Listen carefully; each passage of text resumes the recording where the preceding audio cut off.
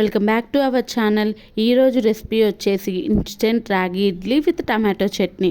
చాలా సింపుల్గా, చాలా క్విక్గా కూడా అయిపోతుంది. టైం లేదు అని అనుకున్నప్పుడు ఇలా ట్రై చేసి చూడండి. హెల్త్కి హెల్త్ ఉంటుంది, రుచికి రుచి కూడా ఉంటుంది. ఎక్కువ శ్రమ పడకుండా చాలా క్విక్గా అయిపోతుంది. అలానే ఇన్స్టెంట్ అని చెప్పేసి గట్టిగా ఏం రాదండి, చాలా స్పంజీగా వస్తుంది. దానికోసమైతే ఒక బౌల్లో 1 కప్పు రాగి పిండి తీసుకోవాలి. నేను అంత కప్ మెజర్మెంట్ చెప్తున్నానండి. సేమ్ అదే కప్పుతోటి 1 కప్పు దాకా ఉప్మా రవ్వ, అదే సుజ్జి. అలాగే 2 కప్స్ ఆఫ్ మనం బాగా చిలికిన పెరుగు ఉంటుంది కదా, అది 2 కప్స్ వేసుకోవాలి. 1 కప్పు దాకా వాటర్ వేసేసుకోవాలి. ఆ తర్వాత మొత్తం ఉండలు లేకుండా మొత్తం మిక్స్ చేసుకోవాలండి. మంచిగా ఒకటే డైరెక్షన్ మీద మిక్స్ చేసుకుంటూ ఉంటే అది బాగా మిక్స్ అయిపోతుంది. ఆ పక్కన పెట్టేసుకుందాము. ఆ తర్వాత స్టవ్ మీద ఒక ఫ్రై ప్యాన్ పెట్టుకొని అందులో కొద్దిగా ఆయిల్ వేసుకొని అందులో కొన్ని ఆవాలు, ఆ తర్వాత కొద్దిగా శనగపప్పు, కొద్దిగా మినప్పప్పు వేసేసుకొని మంచిగా ఫ్రై చేసేసుకోవాలి. అది ఫ్రై చేసేసుకున్నాక అందులో మనము కరివేపాకును మొత్తము చిన్న చిన్నగా కట్ చేసేసుకొని క్రష్ చేసుకొని వేసేసుకోవాలి.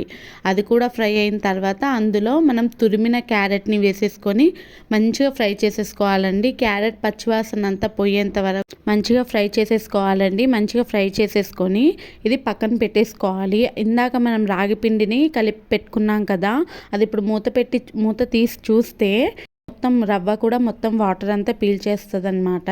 చూడండి ఎంత ఇడ్లీ టెక్స్చర్ వచ్చేసింది ఆల్రెడీ. మనం ఇందాక పోపు పెట్టుకున్నాం కదా, అవన్నీ కూడా ఇందులో వేసేసుకోవాలి. వేసేసుకొని అదంతా కూడా మిక్స్ అయ్యేలాగా మంచిగా కలిపేసుకోవాలన్నమాట.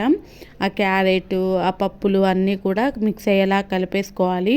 కలిపేసుకుని అట్లీస్ట్ ఒక 10 to 15 మినిట్స్ అయినా సరే పక్కన పెట్టడానికి ట్రై చేయండి. ఈ లోపల మనకు దీనికి కాంబినేషన్గా టమాటో చట్నీ చేసి చూపిస్తాను.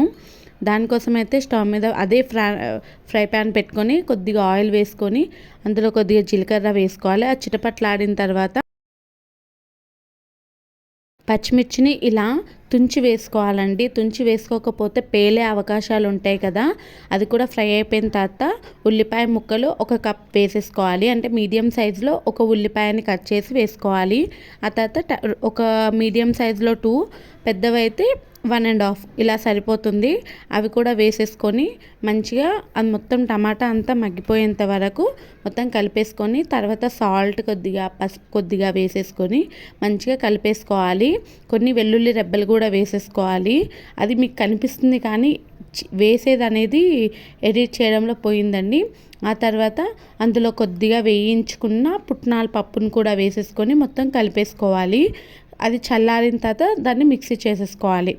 దాంట్లో వేయడానికి పోపు కోసం అదే ఫ్రై ప్యాన్లో కొద్దిగా ఆయిల్ వేసి ఆవాలు, జీలకర్ర, కొద్దిగా శనగపప్పు, మినప్పప్పు, ఆ తర్వాత కొద్దిగా కరివేపాకు, అలానే 2 ఎండుమిర్చి వేసేసుకొని మంచిగా పోపు పెట్టేసుకొని అది చల్లగా అయిపోయిన తర్వాత మనం ముందుగా మిక్స్ చేసి పెట్టుకున్నాం కదా చట్నీలోన ఇది పోపులాగా వేసేసుకొని మంచిగా కలిపేసుకోవాలి. పోపు అంతా కూడా చట్నీకి పట్టేంతలాగా.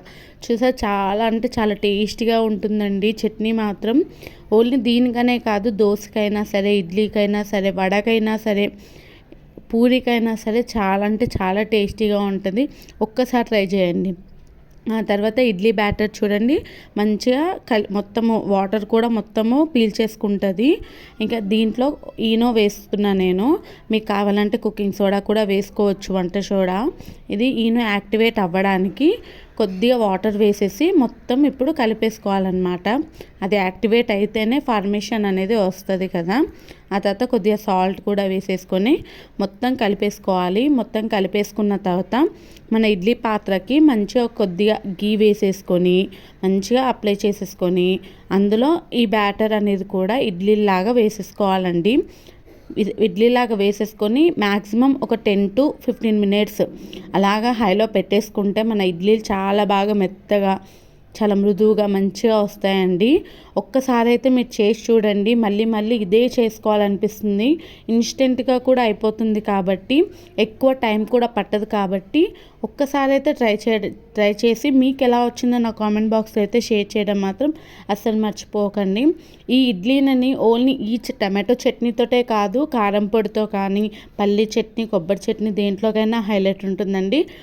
నచ్చితే ఒక్క లైక్ చేసేసుకొని మన ఛానల్ సబ్స్క్రైబ్ చేసేసుకోండి. Thank you for watching.